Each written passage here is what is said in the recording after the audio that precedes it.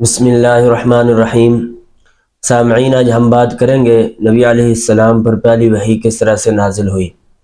چنانچہ غار حراء کے اندر آپ عبادت میں مشغول تھے اپنے حسب معمول۔ ایک فرشتہ آیا اور اس نے سلام کیا۔ نبی علیہ السلام نے ان کے سلام کا جواب دیا اور پھر اس فرشتے نے کہا اقرأ، تو نبی علیہ السلام نے فرمایا ما انا بقارئ۔ چنانچہ اس فرشتے نے نبی علیہ السلام کو پکڑا اور سختی سے دبایا تو نبی علیہ السلام کو مشقت ہوئی۔ پھر اس فرشتے نے کہا کہ اقرأ، تو نبی علیہ السلام نے فرمایا ما انا بقارئ، میں امی ہوں، میں نہیں جانتا، میں نہیں پڑھ سکتا۔ چنانچہ یہاں پر اب ایک اشکال پیدا ہوتا ہے کہ اگر ہم کسی کو پڑھائیں تو وہ اپنی زبان سے تلفظ ادا کر سکتا ہے، ہاں لکھی ہوئی تحریر نہیں پڑھ سکتا۔ تو یہاں پر اس کا ما انا بقارئ کا معنی جو صحیح مانا جائے گا وہ اس طریقے سے مانا جائے گا کہ جب یہاں پر یہ بات کہی جائے کہ فرشتے نے لکھی ہوئی تحریر نبی علیہ السلام کو دی اور کہا کہ اقرأ، تو نبی علیہ السلام نے فرمایا ما انا بقارئ، تو پھر یہاں پر ما انا بقارئ کا معنی مناسب رہے گا کہ میں امی ہوں، میں نہیں پڑھ سکتا۔ چنانچہ اور اسی طرح بعض مفسرین نے یہ بھی لکھا ہے کہ وہ فرشتہ جس وقت آیا تو اس نے یہی کہا کہ اقرأ پڑھو، اور وہاں مفسرین نے یہی بات لکھی کہ وہ جو اقرأ اس نے کہا تھا وہ تحریر دی اور اس پر کہا کہ پڑھو۔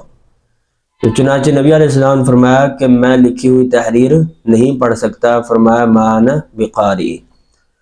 دوسرا قول یہ ہے، مفسرین نے یہ لکھا ہے کہ قرآن میں آیا الف لام میم ذالک الکتاب لا ریب فیہ، چنانچہ اس سے مراد یہ ہے کہ لکھی ہوئی تحریر تھی جو نبی علیہ السلام کو دی گئی تو نبی علیہ السلام نے نہیں پڑھا۔ لیکن یہاں پر مفسرین نے یہ بات بھی لکھی ہے کہ وہاں پر ما انا بقارئ سے مراد یہ ہے کہ اس کی دہشت، اس کی ہیبت اس وحی کی اتنی زیادہ تھی کہ مجھ سے برداشت نہیں ہو رہا تھا، مجھ سے پڑھا نہیں جا رہا تھا، اس لیے میں نے کہا ما انا بقارئ، میں نہیں پڑھ سکتا۔ چنانچہ اس ہیبت اور اس دہشت کی وجہ سے نبی علیہ السلام نے فرمایا ما انا بقارئ۔ تو نبی علیہ السلام سے جب تیسری مرتبہ یہ کہا گیا کہ اقرأ، تو نبی علیہ السلام نے پڑھا، چنانچہ وہ ان کے پیچھے پیچھے پڑھا۔ تو 5 آیات جو پہلی تھی وہ نازل ہوئی۔